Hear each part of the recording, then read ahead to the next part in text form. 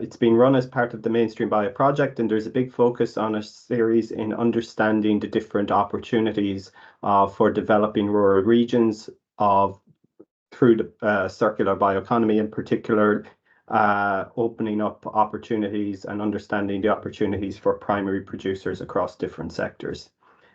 Today, we're starting with a great set of speakers on episode 1. It's going to be an introduction to the circular bioeconomy.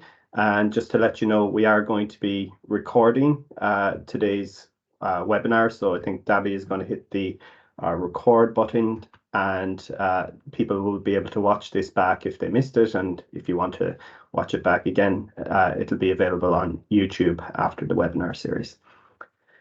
Okay, so as I said, this is the webinar series. You're very welcome.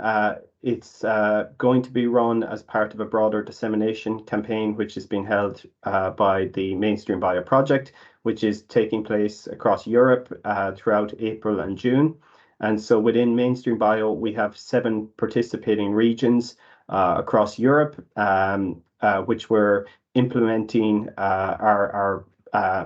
our project, and within each of these regions we have a series of in-person events which are being run as part of the series. You can see some pictures from a recent event in Denmark, but we also want to reach stakeholders right across the EU who are interested in understanding about the rural opportunities and for bioeconomy development.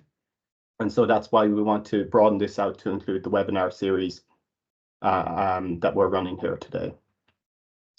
So to begin with, I want to tell you a little bit about the MainstreamBio project that's hosting the series. So we have 10 partners from across Europe. We are a multi-actor consortium. We have, I suppose, partners across different expertise, from innovation and policy to primary production and industry engagement, through research and innovation, as well as technology providers. And we are working to try and support the deployment of small-scale bio-based and nutrient recycling solutions across rural areas of Europe. We have in particular 7 rural areas which are operational within the project in Netherlands, Poland, Denmark, Sweden, Bulgaria, Spain, and Ireland. So if you're in any of those regions and you want to find out more about what's happening through the MainstreamBio project, the events we're hosting, the services we're providing, and so on, please get in contact with the project. You can access the project website through the QR code, and the link to the website is at the bottom of the screen as well. So within the MainstreamBio project, what we've been working to do has been to bring together what we call multi-actor innovation platforms, a series of actors and partnerships, including primary producers, linking together with research and academia, policy advisors, and civil society, to try and understand what are the opportunities for deployment of small-scale bio-based solutions, what are the needs of the different regions to deploy these, and providing some baseline research in terms of some of the opportunities that are out there that could be transferred between regions. So things like small-scale bio-based solutions, small-scale biorefineries, nutrient recycling practices, and so on. And through the project, we're offering these innovation support services to these multi-actor consortia which are developing. So these can be business supports, for example, if groups need advice on business model design for their new enterprise or idea, or they could be technical supports if groups need advice on the technical implementation or piloting or other aspects of implementing a new solution. The MainstreamBio project can help. We've just launched a new toolbox. You can access this through the project website, where we've collected all of the baseline analysis that we've been conducting in the project. So we've been doing a lot of exploring around what kinds of small-scale bio-based technologies and nutrient recycling practices are out there that could be deployed within our regions and more broadly across Europe, trying to categorize these, looking at suitable business models for small-scale bio-based technology adoption, as well as social innovations as well. We've been collecting this bioeconomy repository with lots of useful introductory information for people who want to get more familiar with the bioeconomy. And then if you're within one of our MIP regions, Ireland being one of them, you can actually access the information which we've been collecting within those regions as well. So for example, we give information on feedstock availability, the nutrient recycling practices which are being developed within the region, examples of innovation and stakeholders, as well as the needs for bioeconomy development within those regions. So you can find out more about our project through this QR code and by clicking the link here. And just to introduce you to the webinar series schedule. So we're now at webinar 1, and over the next 6 weeks, we'll be holding one webinar each week covering different topics of rural bioeconomy development, particularly around the opportunities for primary producers and communities in those regions. So today's the high-level introduction, but going forward in our series, we'll be delving more deeply into some of the key topics around technology, around sustainability opportunities, business model opportunities, and so on. So please follow the link if you want to register for some more of these events. If you want to ask questions, we'll have Q&A with our key speakers at the end of the webinar. So please put your questions in the chat box you'll see at the top of the screen. So today, I'm going to talk a little bit about the context for today's webinar, and then we have some really nice case studies from our speakers who'll be covering the commercial side, the R&D and scale-up side, as well as the policy side of rural bioeconomy development. So we have a really nice case study on the Bosancourt biorefinery in France from Florent Elias and Honorine Cater. We have some examples of what's happening at the R&D and scale-up level in terms of support from Louisa Massia from the Circular Bioeconomy Europe joint undertaking.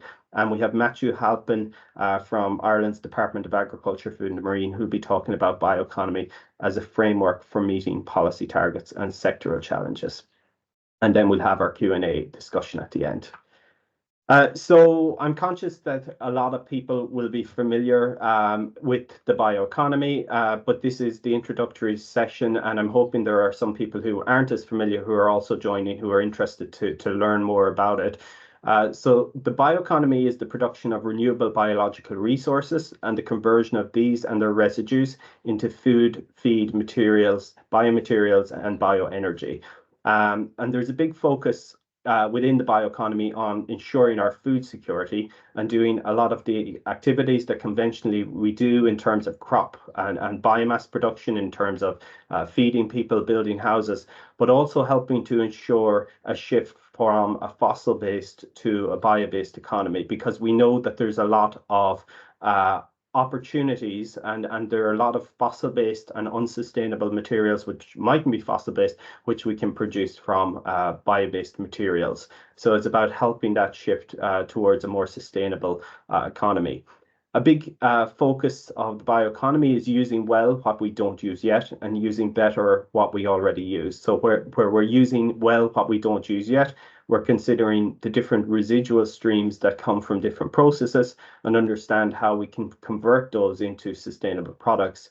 And using better what we already use is where we maybe have a particular biomass or a crop that is going for a particular application, but through the developments of technology, we can potentially convert that into multiple products in addition to, let's say, the conventional use.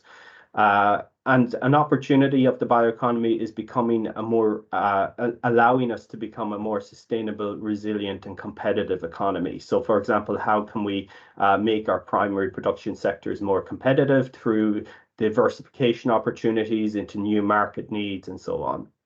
And a key part is that it's built on feedstocks from agriculture, forestry, marine and waste sectors, or largely built on those feedstocks, which really emphasizes the point that a lot of these are located in rural and coastal regions. So these are big potential opportunities for these regions. It's impossible to mention about the bioeconomy without also referencing the circular bioeconomy. A bioeconomy in itself and a shift to a bio-based economy is not in itself sustainable, because you can overexploit bioresources, and you can introduce a lot of practices which are unsustainable. So it's important for us to think at all times within our bio-based value chains how we can potentially improve circularity and sustainability within the processes. So, for example, we use a lot of nutrients in agriculture. A big focus in our project is around trying to look at nutrient recycling practices and opportunities, so we can become more efficient with, for example, how we manage our land and grow our crops and produce our biomass. And even taking, for example, processed residues at the end of a biotechnological process, looking at the nutrients and seeing these be reapplied to the land. Also thinking about how we can convert and develop crops that are more sustainable also. When we're developing our processing technologies, we have to think about trying to integrate, for example, renewable technologies, renewable energy sources, how we can integrate technologies that don't require as many material or energy inputs and are more sustainable. And then when we're developing our products, we have to think about how we can develop products that are more sustainable than incumbent products, and also how we're going to manage the end of life of those products, how we can keep them in use for as long as possible, and I suppose observe the principles of a circular economy within the bioeconomy. So when we think about the potential of biomass, and I mentioned a lot of this is located in rural and coastal regions and provides a lot of opportunities. And when we talk about the developing this bio-based economy, we do think about these opportunities and what these opportunities, for example, could offer farmers. We also need to keep in mind that while we have a lot of biomass, we also have a lot of competing needs. We also have a lot of trade-offs that can happen when we start to diversify biomass into new product development. It might have a very good impact, for example, in terms of carbon sequestration or reduction of fossil-based energy, but could have impacts on other areas such as water pollution and other kinds of environmental sustainability considerations if we overexploit these resources. And this has been pointed out in the recent 2018 EU bioeconomy strategy update, which talks about the need to develop a bioeconomy which remains within safe ecological boundaries, which I think we need to think about as well. So when we are able to produce our biomass, we can convert this biomass into different bio-based products. We can use different technologies to do it. Biorefineries are one of the technologies that we're looking at within the MainstreamBio project. These are seen as key enabling technologies for developing a bioeconomy. And essentially, through biorefineries, you can take in a source of biomass and it becomes a sort of factory to process that biomass into multiple different components. So, for example, taking in a source of biomass and separating out the sugars, which can be converted into products, protein, which can be potentially converted into food, and lignin, again, which can be used for food and energy. And through this approach, you can develop these new business models, which are providing more than the conventional business models in terms of the suite of products. And then around that business model, it can come back and can be framed around the possibilities of primary producer integration and diversification. And there are different ways we can think about that. And that's something we're going to explore in some of our webinars as well. So what types of products can we produce within the bioeconomy? So we can produce all kinds of products for consumer goods, for example, but we can also produce a lot of products which will be relevant for the primary sectors as well. So there's a lot of work looking at the extraction of protein from unconventional sources, and also how we can improve the protein usability from different sources. For example, grass, how we can make grass protein more available to feed potentially other animals than cows as well as humans. There's a lot of work going on looking at the extraction and production of biostimulants and biofertilizers from different sources, including the reuse of residues produced on the farms, but also from other sources such as seaweeds, and being able to produce these fertilizers and stimulants which can improve plant growth. We can think about the use of, for example, biodegradable or compostable films produced from crop materials, which can be used then to cultivate crops.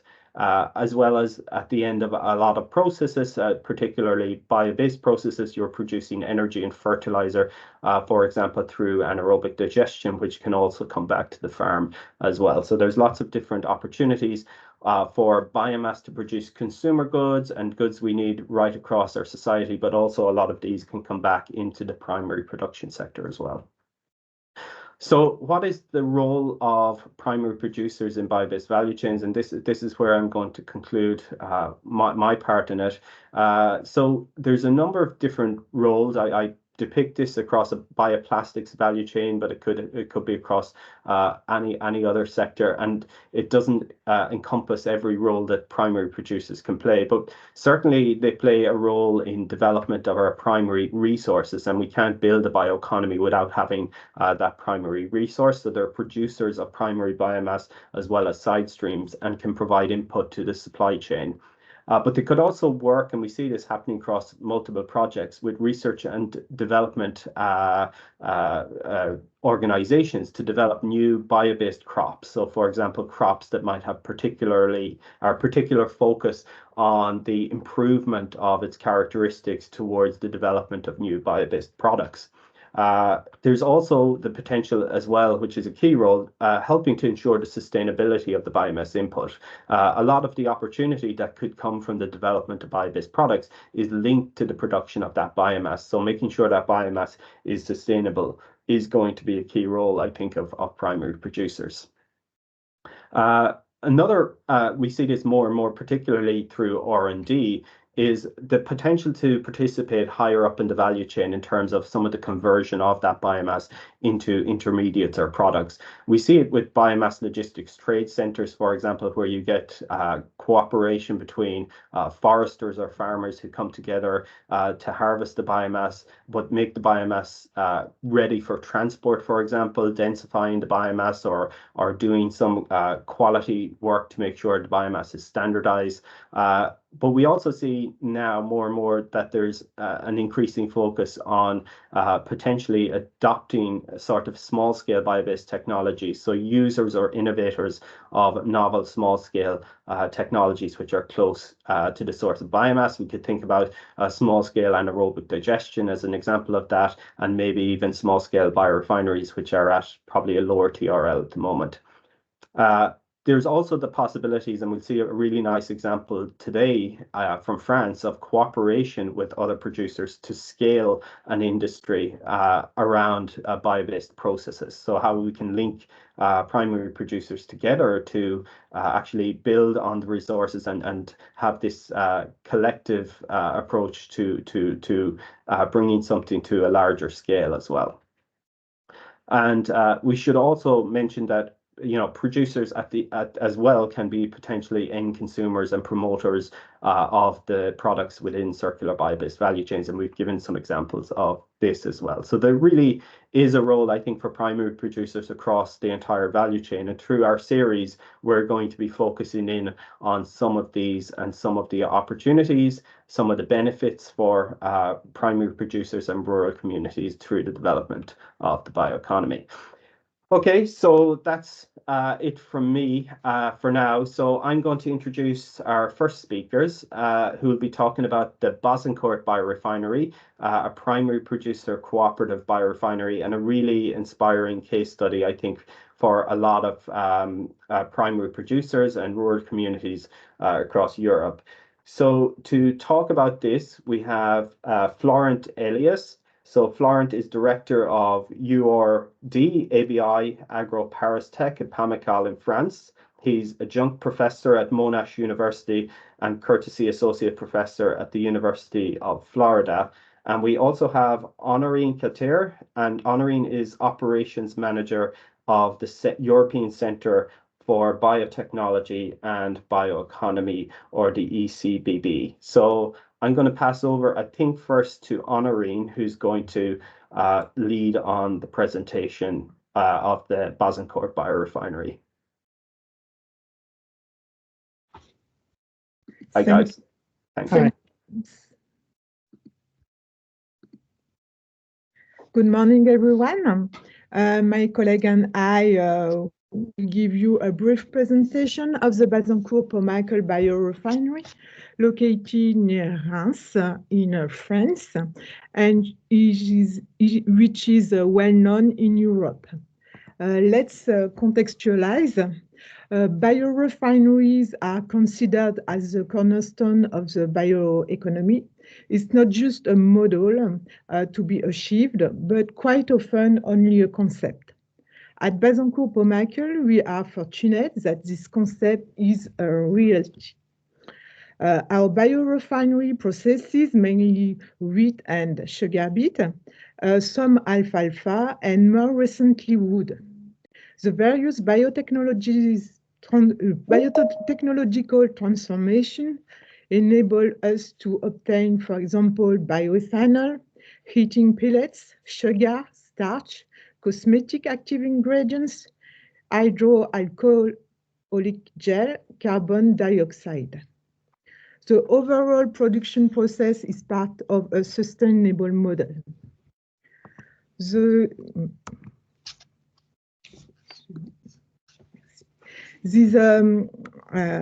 site is home to a number of national and international players, such as Givaudan, a Swiss cosmetic and fragrance ingredients giant, and ADM, an American agri-food giant. As you can see on this slide, around 12 companies are present on this site, ranging from primary to tertiary processing, as well as private and public R&D centers. In the background, for example, you can see the historic Crystal Union sugar factory, and next to it, Cristanol, a third-generation ethanol plant.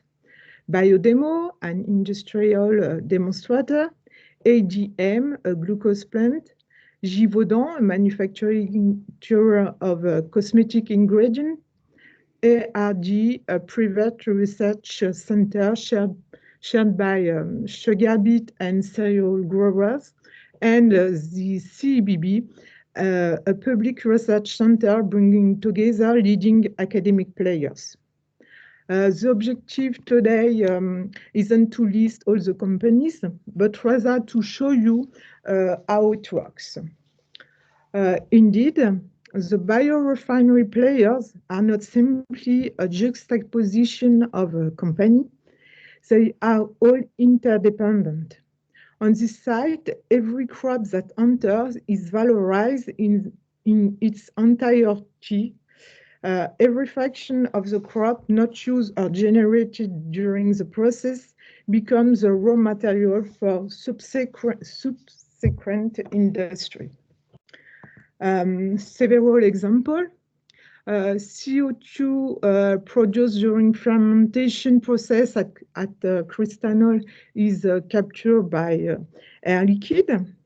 The glucose syrup produced by the sugar refinery is used to produce part of the ethanol at Cristanol. Water extracted from the sugar beets is reused to wash the sugar beets before their entry in the Crystal Union process.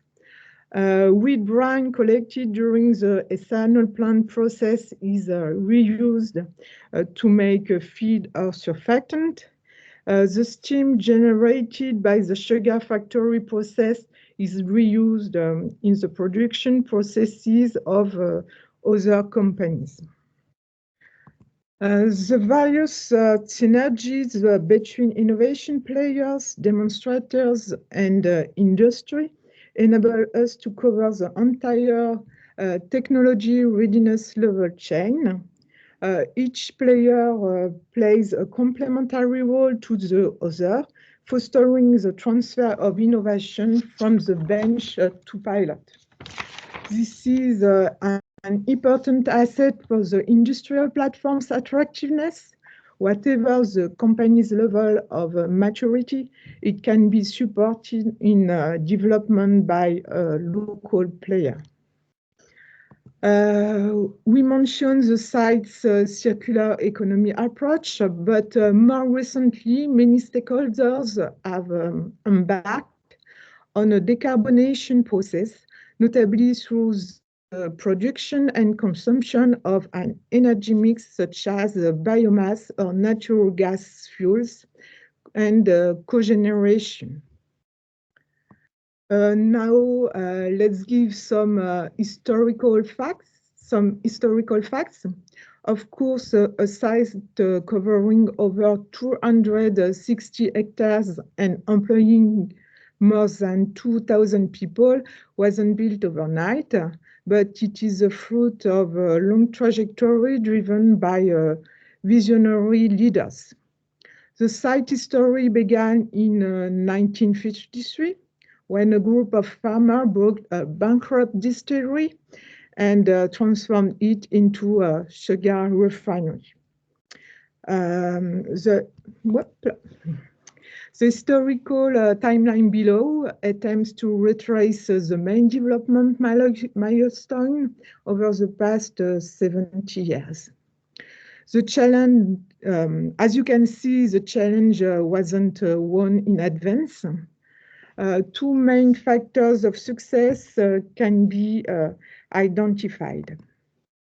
Firstly, technological innovation was needed to allow a deep transformation of a disadvantaged territory with chalky soil and to develop a performant agriculture among the best in Europe. Secondly, organizational innovation by setting up unions of cooperative to serve collective research and development goals.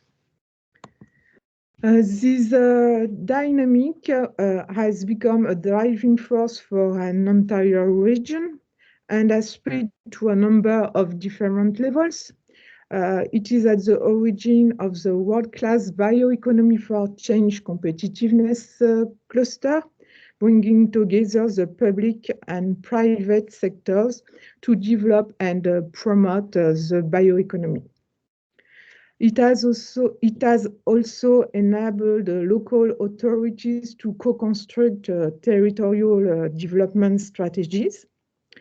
And on the site-wide scale, other projects are being developed. The rehabilitation of a former airbase has enabled the development of an experimental farm against a backdrop of climate change. This farm aimed to optimize the supply of biomass to the biorefinery. Finally, a business park for high-value added company is currently being set up. This facility will complement the existing ones on site and will, of course, be dedicated to the bioeconomy. To conclude, what next? After such developments, are we now at a turning point or a tipping point? For a long time, informal relations between cooperatives with the same members enable the site to expand, but the arrival of newcomers and the desire to attract others calls for a more formal form of governance to be put in place. In 2019, the French government recognized the biorefinery as one of the first territories of industry in France. And all stakeholders seized the opportunity to set up an association to improve the interaction among them and the pooling of utilities and to strengthen the attractiveness of the site. In addition, industrial biotechnology activity with fermentation as a site specialty now need to be strengthened along the value chain through control of the cell plant technologies, as well as be able of tolling and biomanufacturing. National partnership and local investment are currently being explored. The description of our great ecosystem is now complete. We hope you found it inspiring. If you'd like to find out more, feel free to take a look at the existing literature, such as this book from Springer or this short article from the European Federation of Biotechnology Journal, or simply come and visit us. Thank you for your attention. Thank you, Honorine, and it's really nice to hear an inspiring example, particularly how the facility is promoting cooperation between producers, but also other actors to scale it, and it's really been recognized as well at a national level, which I think is really inspiring for other countries. So if you have questions, please put them in the chat box. Honorine and Florent will come back to you towards the end of the session with some questions as well. Thanks very much. So our next speaker is Luisa Macia, who's a project officer at the Circular Bioeconomy Europe joint undertaking, which is the successor program to the BBIJU, which has had such a big part in really helping to scale and mainstream some of the research that's been happening across Europe in bio-based technologies. And Luisa has 15 years of experience in research and innovation, policy and program management. So over to you, Luisa. Thank you. Thank you, James, and good morning, everyone. I'm Luisa Masha, as James said, from the CBJU, and thank you for inviting us, CB, to the first webinar series of MainstreamBio. It's a project that I only just recently discovered, and gladly so, as I can already see several potential synergies with what we do at CBJU. Just one question, because I don't see my slides. Shall I myself share the slides, or? Yes, please. I think it's easier possible. Okay, thanks. Thank you. So sorry, I didn't know that. Okay, can everyone see the slides? Yep. Okay, thanks. Good. But what is the CBJU and what does it stand for? James introduced us, told you that we had a predecessor, which was BBIJU, but since 2021, we're the Circular Bioeconomy Europe joint undertaking, and we will be so for the next 10 years until 2031. It is a public-private partnership between the European Commission, which represents the public side, and a consortium of industries active in the bio-based sector under the name of BIC. And our mission is to support European bio-based industries, and we do that by funding projects that deliver bio-based products.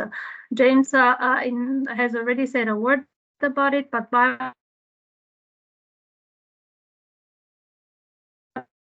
bio-based products are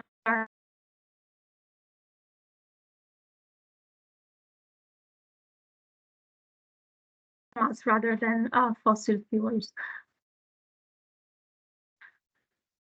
Because the bio-based sector has been and still is today quite fragmented sector, and one where investments are still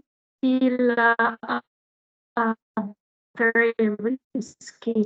So industries, especially the SMEs, are the source of innovation that we need, but still faces a lot of objectives until 2031. First of all, to speed up the development of bio-based solutions, so materials and products made out of sustainable biomass, And then once those products and materials are mature enough, we want to see them deployed to the market as soon as possible.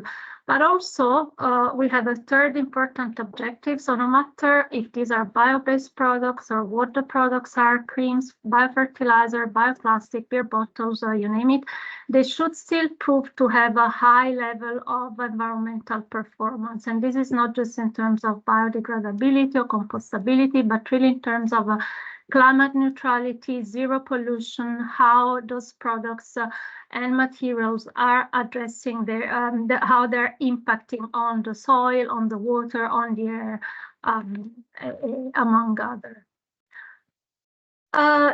When it comes to the type of actions, we fund large collaborative projects which mobilize a very diverse range of stakeholders.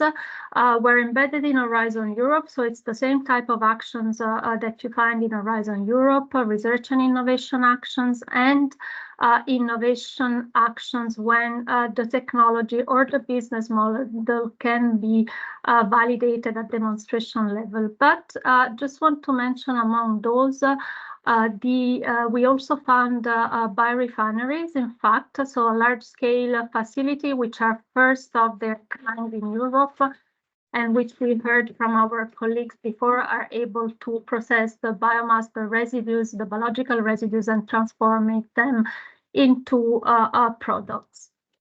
In terms of feedstocks, the bubbles show what are the main feedstocks used by our products. You can see the biggest one is the agri-food, and by this I don't mean land that would be used for food, but only agricultural residues, manure, molasses, vegetable oils. And the same goes for the forest-based feedstock. We're talking about side streams from the pulp and paper industry, lignocellulosic biomass, and also for the aquatic biomass, which we see more and more projects also using aquatic biomass, micro and macroalgae, discards from the fishery industries, and also bio-waste, interestingly being used since the very beginning of BBIJU as a feedstock. And in terms of applications, we have a wide range of applications which, in fact, reflect the diversity of the bio-based sector, with a big chunk taken by the food and feed sector, but also packaging or products for crop protection and fertilization, materials for the constructions, bio-based, plastic, chemicals, and also even textiles. This is a map where you can see where our demonstration plants and flagship biorefineries are located in Europe. So basically this means the innovations we're talking about are being deployed right across Europe and in different parts of Europe. The eastern part of Europe is less populated. We're keeping an eye on it as we want to also ensure that our initiative remains attractive and open to all. In terms of the primary sector in CBJU, as I said, the predecessor CBJU was a BBIJU, and the primary sector has been since the very beginning of the BBIJU operation in 2014, a very important constituency of our program. But of course, we want to, with CBJU, we want to do more and we want to do better. And that's why we have a real mandate in our legal basis to strengthen the primary sector in the bio-based systems and in the bio-based value chain.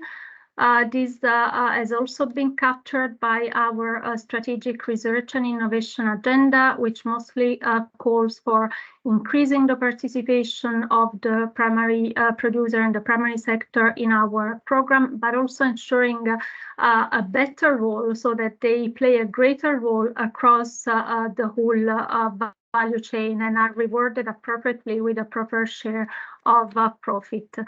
This means also that we translated these in our programming. So our call for proposals, our topic texts are very explicit whenever the topic is relevant to promote the inclusion of primary producers, to ensure they're included across the value chain. And also, we want to assess and monitor how we're doing over the years. So one of our 10 KPIs, key performance indicators, is meant to monitor the participation of primary producers in terms of beneficiaries, but also how they are engaged in our value chains. And finally, maybe the novelty of CBJU in terms of the involvement of primary producers is a deployment group, what is called a deployment group on primary producers that is still being finalized, discussed. What is it? It's a group of stakeholders which will be part of our governance and which will advise on how to engage primary producers along the value chain, their bio-based value chains in a rewarding way. Why did we want to have additional layer of governance? Because we know that there are challenges that are preventing the primary sector to really fully benefit from the opportunities offered by the bio-based sectors. And we wanted to create a system and a structure to ensure we're not just putting the primary sector on a panel or on a platform or in a consortia, but we want to ensure they are in the room where the decisions are made and they can be part of those decisions. And who will be sitting in this group? We still, we don't have the group yet, but in general, it will be organization representing the primary producers across all sectors, so cooperatives, producer organizations, farmers, advisors, etc. In terms of activities, as I said, this is still work in progress, but surely there is a need of activities to increase the awareness and the understanding of the primary sectors about the opportunities and benefits of the bio-based innovations. There needs to be activities to step up their cooperation and their communication with other actors which are active along the value chains, regional actors, industries, end users, etc. And also possible actions to develop and deploy a successful business model that can then be replicated. For information for everyone, we have our 2024 call will open very soon in 8 days. And there's a coordination and support action, which is part of it and which you can find on the website, which is meant to support the deployment group on primary producer. You can find all the details about the scope and the impacts that are expected on our website. But this was all in theory. So I just wanted to also show what it means in practice to include primary producers. And I picked a couple of projects, and the first one is First to Run. For those who have been around for a while, you probably know this project. This is the very first flagship BBI-JU funded back in 2015. And the reason why I picked this project is because it's a perfect example of a project from farm to products, or in fact to bio-based products. So what is this project about? It's about exploiting a low-value crop, the cardoon, which is the poor cousin of the artichoke, which is growing on marginal land, and then using the seeds of the cardoon to extract oil that then is repurposed into bio-based products like biolubricants, cosmetic, and bioplastics. And what is interesting about this product is that the coordinator, which was a large company, along with other members of the consortium, other industries, and other members of the consortium, has been working very, very closely with local farmers since the very beginning of the project. So 80 local farmers were involved in the large-scale cultivation of the crop. and not just in the cultivation, but they were also involved in identifying the prototype of the cardoon head, which would be best used, and also in increasing the productivity of the yields and also of the cultivation inputs. So they were really included throughout the implementation of the project. And this knowledge that was kind of co-created was captured in a protocol, and this protocol was optimized and validated, and then was transferred to farmers, to about 1,700 farmers via a specific training. So I thought this was a nice example of cooperation between farmers and industries. And another very quick example is a more recent project, so from 2022, which is called Robocop. I don't have much information because it's recent, much information about its implementation and results, but what is interesting about this project is the model they're proposing. So they're co-developing business models for the valorization of waste streams from three sectors, so olive, grapes, and stone fruits. And they're doing this with local stakeholders, including primary producers, and they're co-designing with them a zero waste and multi-feedstock biorefinery for the validation of 17 different bio-based products for the food and feed sector,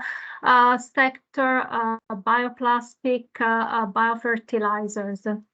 So again, this is an example of integration of how the primary producer and the primary sector is integrated from the very outset of a project, and also an example of how this will impact the primary producers, as having a multi-purpose biorefinery, zero waste biorefinery will help diversifying the income of small farmers as they will have a wider range, a wider portfolio of bio-based products to choose from. If you want to find out more about our opportunities, as I said earlier, our call 2024 will open in about 8 days and will close in September. I highlighted some of the topics where the primary sector is, in fact, will need to be involved. You can find it on our website. We also have an info day on the 23rd of April in Brussels, if you'd like to register, and several local info days in many different countries, which will provide more information about our call, funding opportunities, and topics. I think I used all my 15 minutes. Thanks, Louisa. Really appreciate that. So really nice examples through the BBI-JU program, and also now through the CBE-JU program of really practical projects which have a farmer focus in terms of integration. And thanks also for highlighting the deployment group project as well, which might be of interest to some of the participants also. So it shows how this has been taken seriously as well as a priority by CBE-JU. Thanks, Louisa. And if you have questions, please add them in the chat. Our final speaker is Matthew Halpin. So Matthew is Assistant Agricultural Inspector at the Department of Agriculture, Food and the Marine here in Ireland.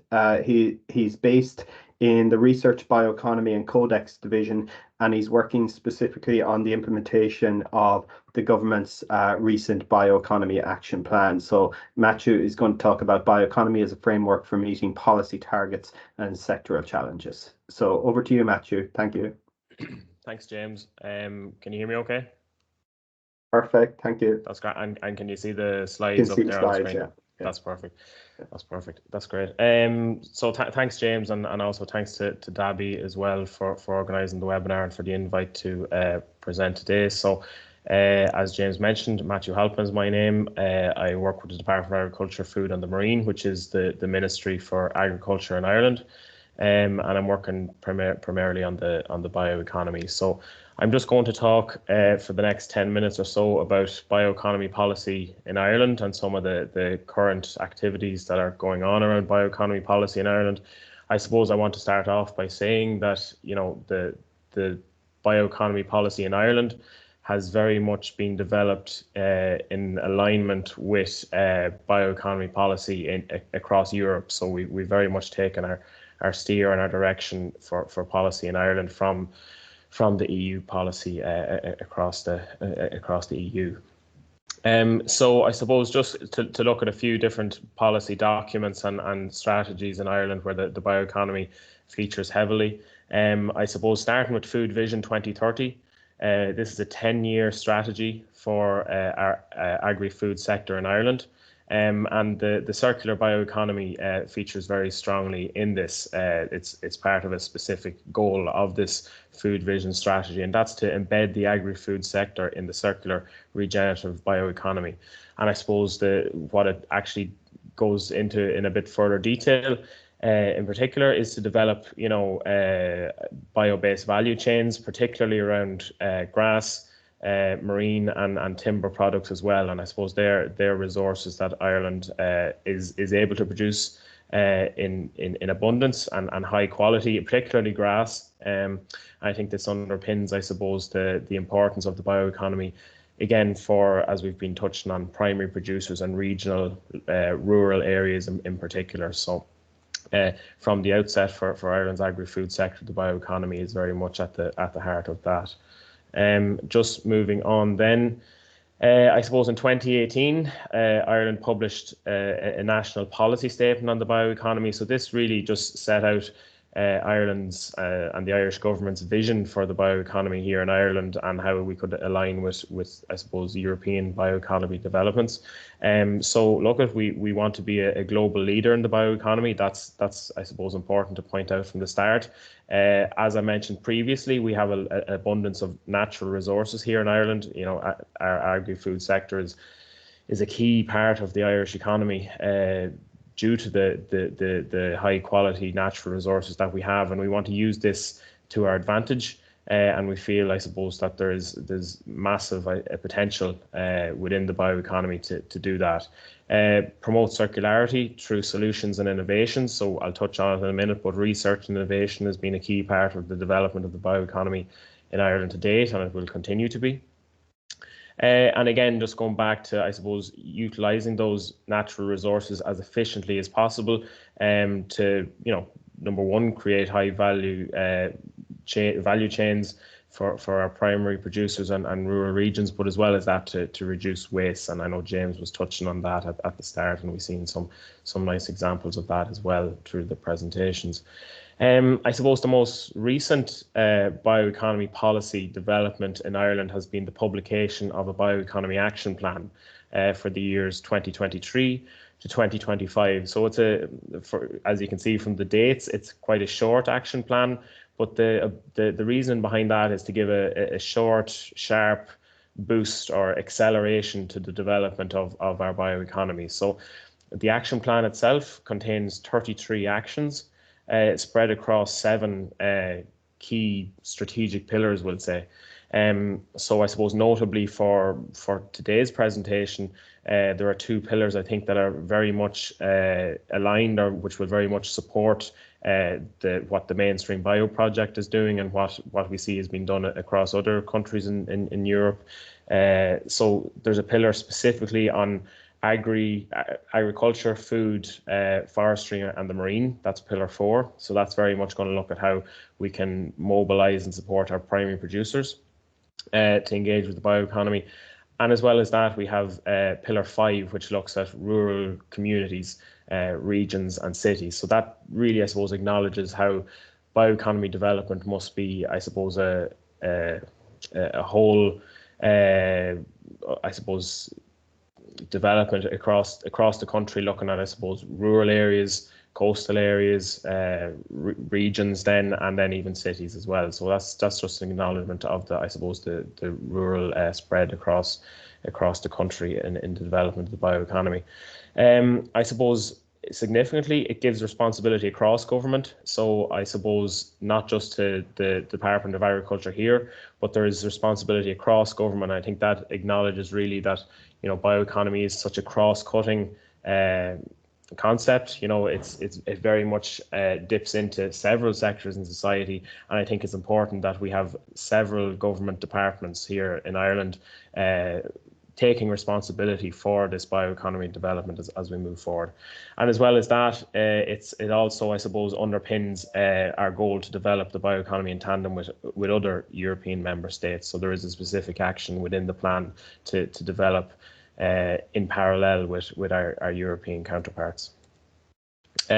Just to, I suppose, summarize some of the policies there and the strategies, I suppose, really what I suppose it boils down to is that we I suppose as a government acknowledge that, you know, the bioeconomy firstly offers massive, I suppose, potential for Ireland to meet its climate ambitions. So that's lowering greenhouse gas emissions and reducing our dependency on fossil fuels.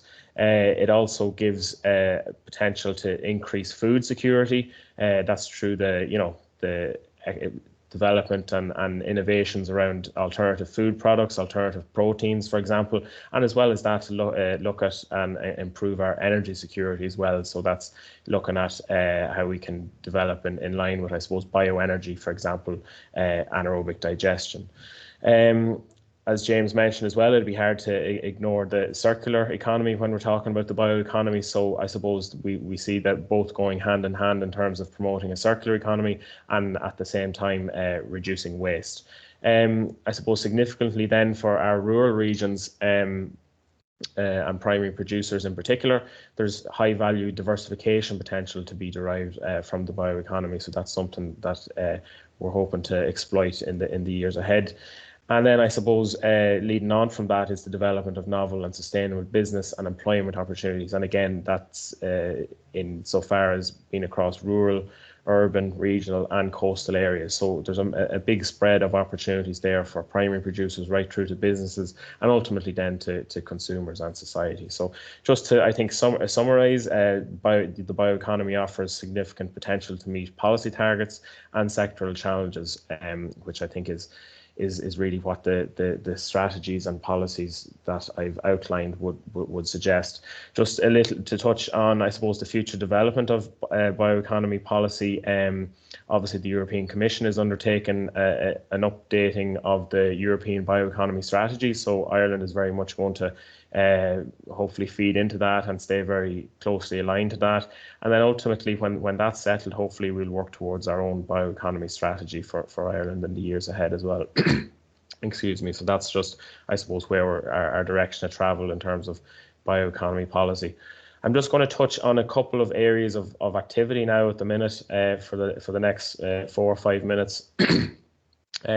So I suppose one key role, I suppose, that we're playing at the minute is to coordinate bioeconomy policy development. And the main way we're doing that is through a bioeconomy implementation and development group. So essentially that's a cross-government interdepartmental group. It has, I suppose, ourselves in the Department of Agriculture and our colleagues in the Department of the Environment as co-chairs of this group. And it also includes 9 other government departments and 8 agencies. So again, as I was touching on already, this really shows that I suppose, how we see that the bioeconomy must develop, I suppose, across several sectors if we're going to be able to move it forward in the years ahead. The most important role of this group is going to be to oversee the implementation of the action plan that I've just talked about. And I suppose there's massive opportunity here, as we've been talking about in this webinar so far. There's massive opportunity for this group to help and, I suppose, support and mobilise Ireland's regions to unlock potential within the bioeconomy. And that's even as simple as, you know, we have a Department for Rural and Community Development here in Ireland, and that department is part of this bioeconomy implementation and development group. So we'll be working closely with those, and as well as that, there's several agencies involved in that as well. I suppose another key, I suppose, policy development at the minute that's helping towards the development of the bioeconomy is the Irish Bioeconomy Forum. So what that is going to play is a massive role in terms of engaging with stakeholders. So this forum contains a broad range of stakeholders, from primary producers, industry, community groups, NGOs, co-ops, innovation clusters and semi-state bodies, I suppose. It's supported by an expert advisory group, of which James is actually a member. So that group takes the expert advice from our lead researchers on the bioeconomy in Ireland. And this group actually, I suppose what's important to say is can have a significant impact, because what this group, I suppose, discusses and the actions that this group comes up with feeds directly back into the government group that I'm just after talking about on key issues. So again, for example, when we have primary producers and cooperatives and community groups involved, our regional interests and rural interests are, very strongly represented, and these can then be fed back into, I suppose, government in terms of key issues, and hopefully then we can address those as needs be. So just the last couple of minutes, just talk about, I suppose, some supports that we also, I suppose, are involved in. So we're involved very much so in supporting research. So over 70 million has been invested in bioeconomy research to date. That's fundamental research. So building expertise, capacity, equipment, facilities, and that's nationally, and involvement in European projects as well. So just for example, in 2023, we spent over 6 million on 4 bioeconomy research projects, and there's some examples there. For example, the MainstreamBio, again, which James is involved in, is looking at feedstocks across Ireland and mapping those feedstocks. And again, that's a massive of massive importance for, I suppose, the development of the bioeconomy at a rural level and for our primary producers.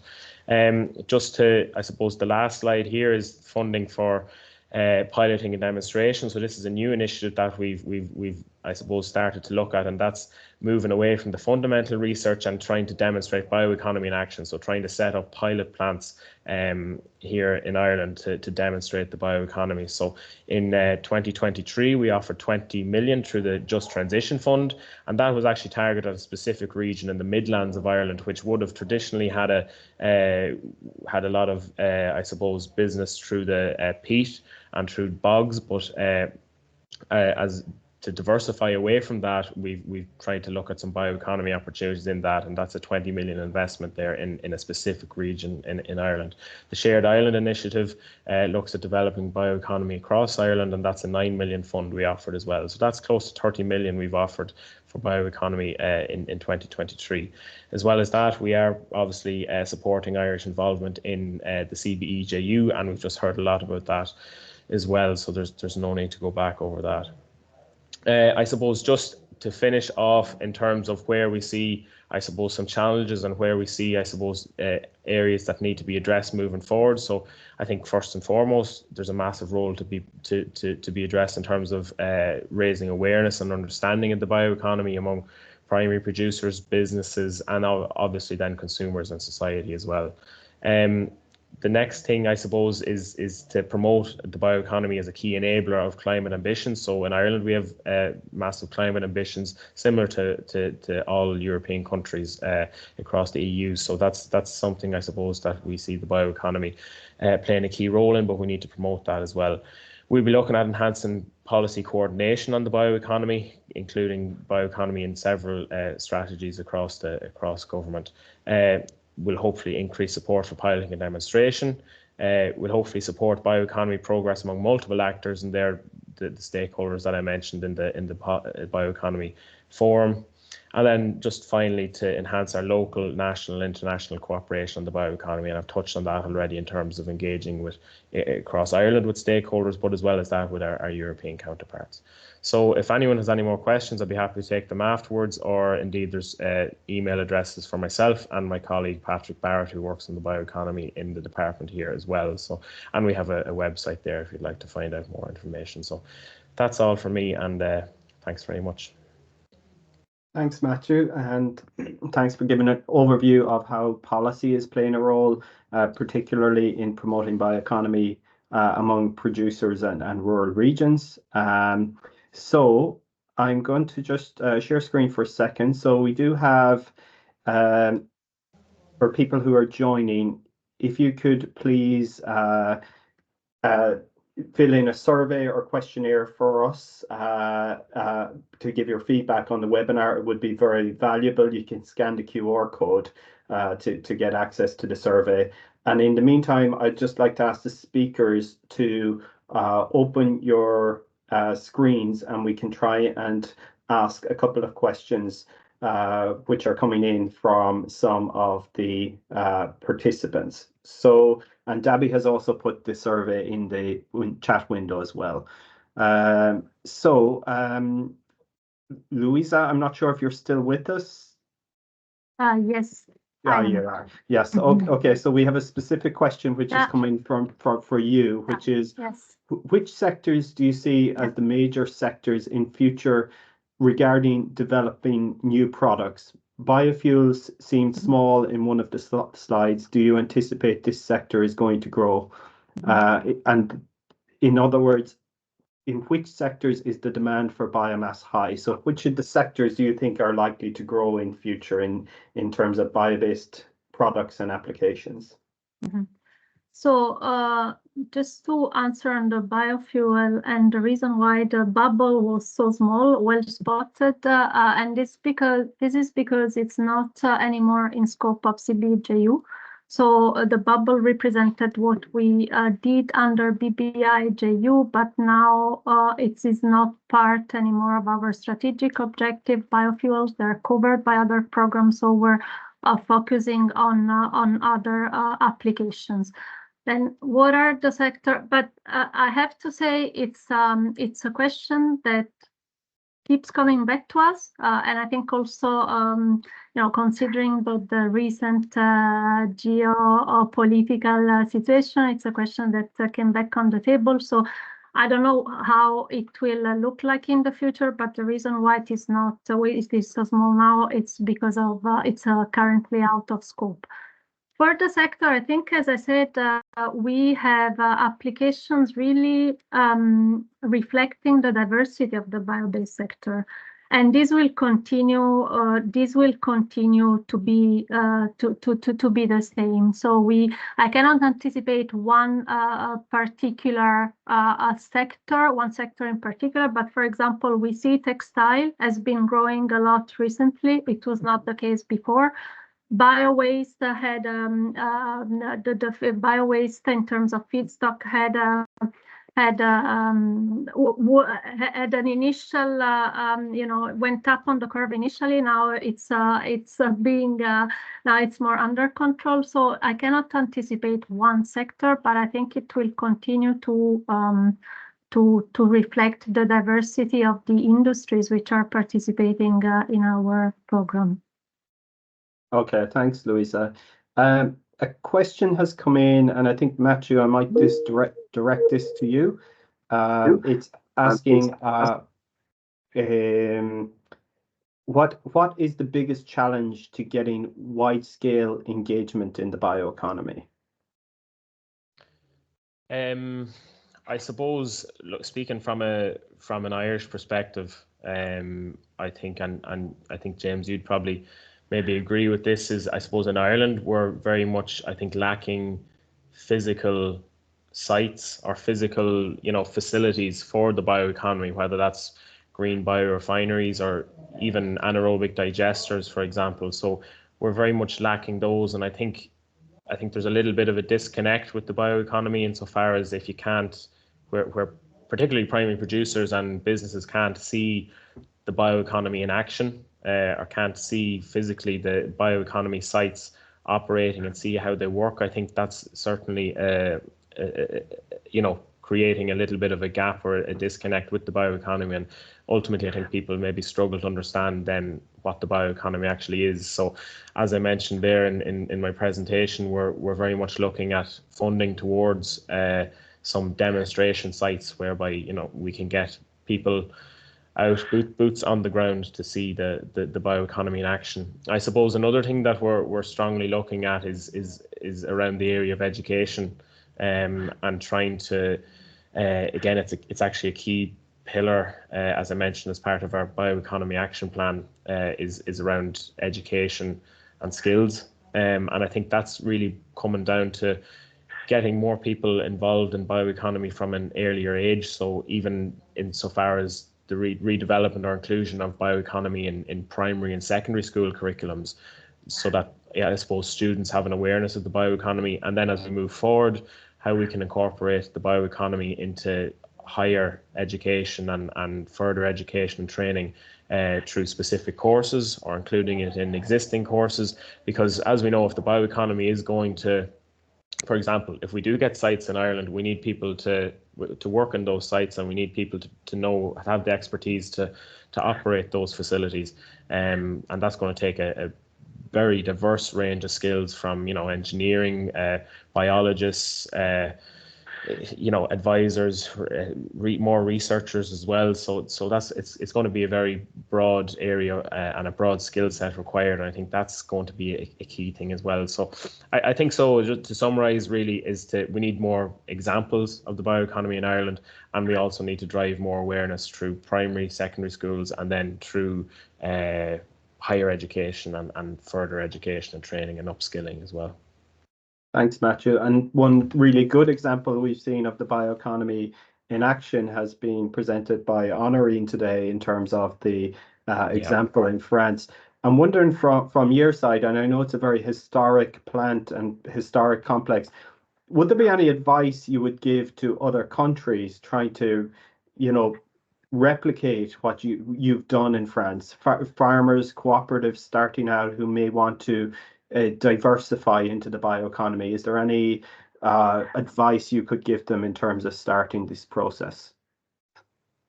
Well, I think the first point will be to all meet and talk all together, because it's a multi-partners success. You saw that it took time to get from one sugar plant to the whole biorefinery, but you need all the players to talk to each other and to share the same objectives. So we have to make sure that the biomass that will be treated in the biorefinery will be produced in both quality and quantity. For that, the farmers need to have a better idea of the kind of crops and quality he has to work on. We have to also consider the whole crop for valorization, because the more components of the crop you will valorize, the better, and the higher economic value you will get from the crop. You need also to have the academics involved to promote and foster innovation, because you need innovation all the way to have new products, new processes, sustainable processes, and so on. And you also need to have the politics and policies players involved, not only to fund the research upstream, but also to invest in a biodemo plant, for instance, to ease the scale up of the innovation that has been validated at the bench scale, and to go higher in TRLs. We always speak